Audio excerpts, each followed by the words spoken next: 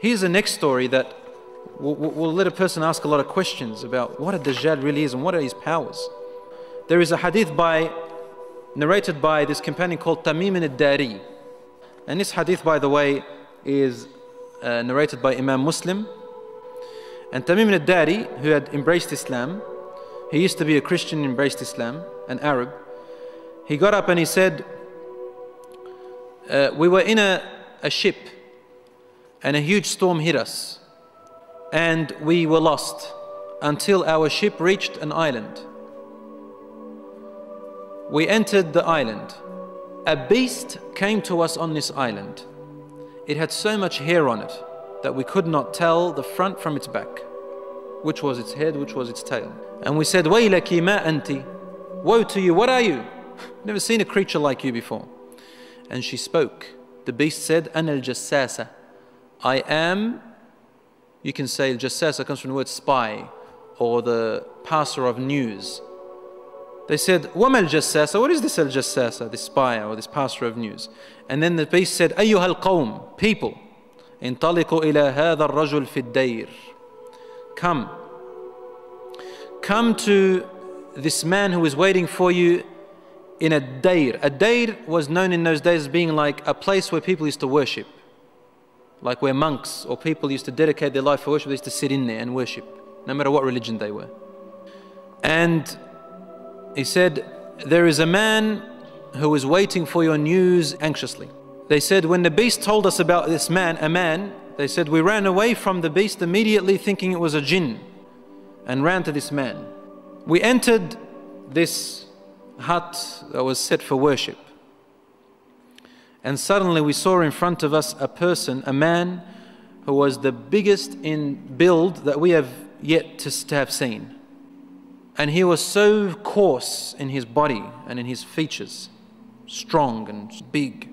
His arms were wrapped to his neck with chains. And his head and arms were also chained together to his knees, to his legs, like this. So he can just look up, and he's chained up really well, couldn't move. We said, "What are you?" And he said, "You are able to hurt me because I'm chained up. So it's my right to ask, who are you first, so I can ensure my safety." They said, "Very well. We are people from the Arabs. We set sail in our ship and a storm hit us until we became lost and landed on this island. We came to this island and we found this beast that came to us that had so much hair on it. We asked it, 'Who are you?' And it said to us, 'I am the spy or the passer of news.' And it led us to you." They said, "We got afraid of this man and we didn't feel safe around him. However, the man said to us, 'Tell me about the palm trees of Baysan.'" Baysan is a city in Jordan. And he wanted to know whether there were palm trees planted in there a lot. We said, "What do you exactly want to know about Baysan in Jordan?" He said, "I ask you, are there more palm trees and have they be filled with dates or not yet?"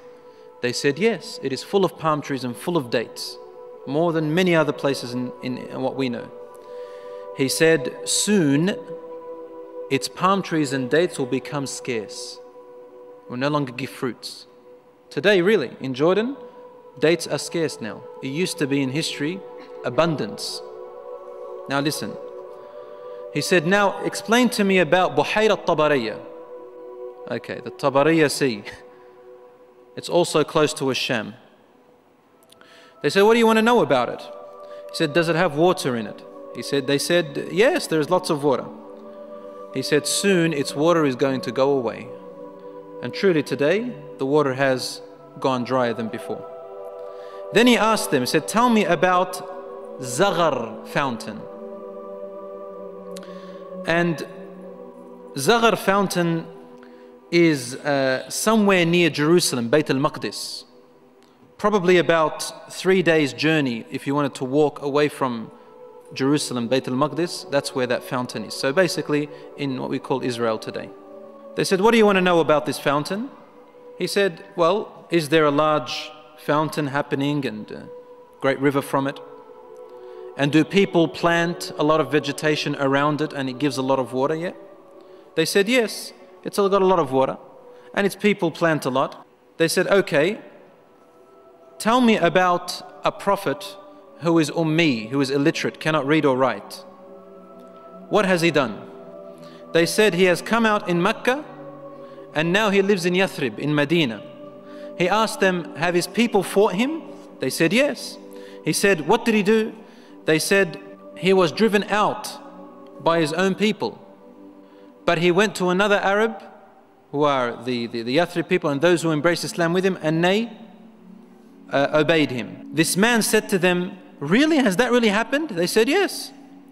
He said, behold, it is better for those people who obey him to keep on obeying him. He's actually supporting the Prophet ﷺ. وَإِنِّي مُخْبِرُكُمْ عَنِّي. Now I'm going to tell you about myself.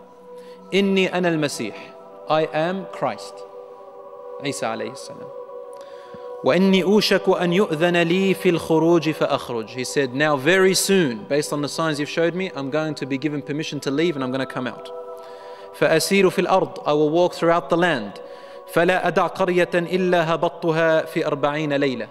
He said, there wouldn't be a village or a city or a place on earth except that I would have reached it. All in 40 days. The whole world in 40 days.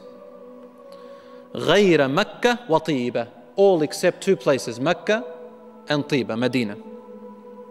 فَهُمَا مُحَرَّمَتَانِ عَلَيَّ كِلْتَاهُمَا. He said, they are both forbidden for me to enter. Now when we say he enters, it means he conquers, takes over. He owns it. كُلَّمَا أَرَدْتُ أَنْ أَدْخُلَ وَاحِدٍ. He goes, every time I wanted to come into one of them, an angel will stand guard holding a sword, and he will prevent me from entering Mecca and Medina. He said, and now between every two mountains that you can find a pathway entering into Mecca and Medina, there are groups of angels standing guarding it right now to the last hour. There are always angels from any, if you're going to enter Mecca or Medina through any pathway through mountains, two mountains, there will always be angels within there guarding it, but we cannot see them. Al-Rasul sallallahu alayhi wa sallam started grabbing his stick and sort of, he put it close to his hip, sallallahu alayhi wa sallam. And then he began to bang, to hit the ground with it, like this. But he was sort of tense, sallallahu alayhi wa sallam. Something very important. He was really tense about it. And he hit the floor and he said, أَلَا هَذِهِ طِيبَةٌ. Behold everyone, this is Tiba. Meaning he's pointing, this is Medina. He's in Medina, he's saying, this is Tiba. The people there didn't know what Tiba is, a lot of them. And he said, this is Tiba that he's telling you about. It's Medina, which you are in right now. He said, didn't I tell you that this man will come out and not be able to enter this land? They said, yes, Ya Rasulullah, because he had told them a lot about it before. He said, the hadith of Tamim and ad-Darri, wallahi, amazed me as he told me about him. Because it's the same as what I used to tell you about Mecca and Medina. Behold, ad-Dajjal is somewhere in near the oceans, in one of on an island in one of the oceans of Sham. That's where Dajjal is right now. He's in one of the oceans and the islands of the oceans of Sham, which some scholars say ad-Dajjal is now living. He said, أو بحر اليمن, or maybe the oceans of Yemen. But then the Prophet ﷺ corrected himself, said, لا بل من قبل المشرق ما هو. He said, no. Somewhere towards the east of Medina. Somewhere there, he said, in one of those oceans. On an island there somewhere. من قبل المشرق ما هو.